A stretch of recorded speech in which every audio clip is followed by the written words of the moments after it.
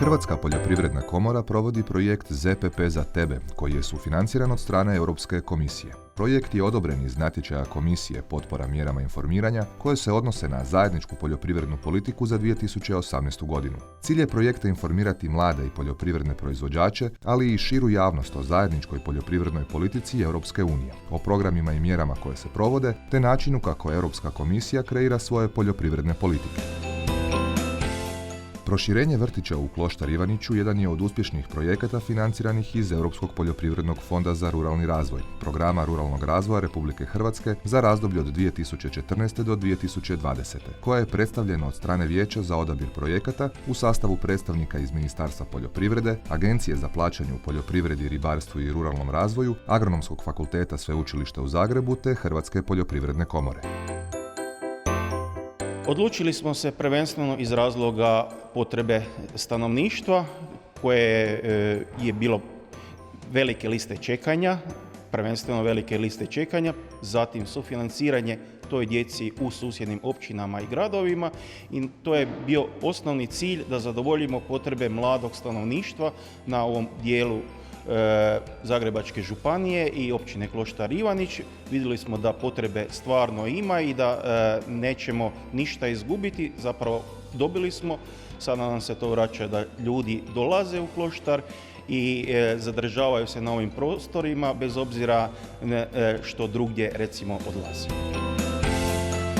Projekt vrijedan 8 milijuna i 800 tisuća kuna prijavili su na mjeru 741 ulaganja u pokretanje, poboljšanje ili proširenje lokalnih temeljnih usluga za ruralno stanovništvo, uključujući slobodno vrijeme i kulturne aktivnosti te povezanu infrastrukturu.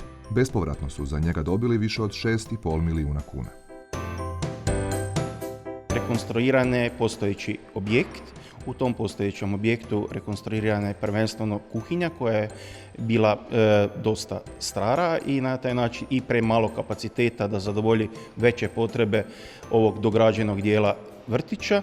Rekonstruirane i ostale prostorije, nus prostorije vezane uz to i ta površina stara je bila 450 kvadrata, a dograđeni dio je 880 kvadrata za novih 5 odgojnih skupina, sve po pedagoškim standardima i još jedna velika prostorija jedne dvorane, multifunkcionalne dvorane i za sport, i za druženja, i za priredbe, i za sve ono što je potrebno kako malim stanovnicima, a na kraju i nama velikima ako će biti potrebno za neke manifestacije.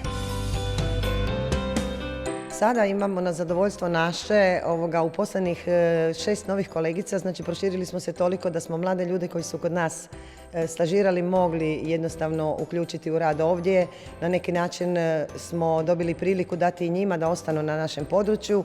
Od 128 djece došli smo do 165 djece redovnog programa i dvije grupe djece predškole, tako da sada imamo trenutno 192 djece upisane u vrtić, znači punimo taj kapacitet do 200 djece, što je intencija Ministarstva prosvjete, recimo poštovanje pedagoških standarda koji su na snazi u Republici Hrvatskoj i oni nam sada, ovi uvjeti omogućuju da mi te standarde poštujemo i na taj način da jednostavno kolegice imaju priliku individualnije pristupiti radu i raditi sa svakim djetetom.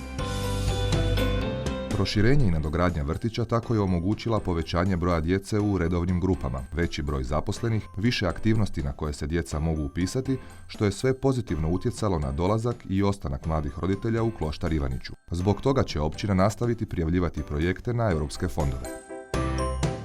Moći ćemo dalje širiti, ulagati, održavati našu općinu, sve stanovnike i korist će svi stanovnici općine Kloštar Ivanić imati od toga. Tako da mislim da je ovo vezano uz EU projekte, bitno je sve raditi po pravilima i onda je to sve na zadovoljavajući način vam se vrati. Smatram da su vrlo vrijedni jer ono sve što lokalne zajednice možda ne bi mogle same, velika su nam potpora i pomoć su nam da izgradimo ono što smo zamislili.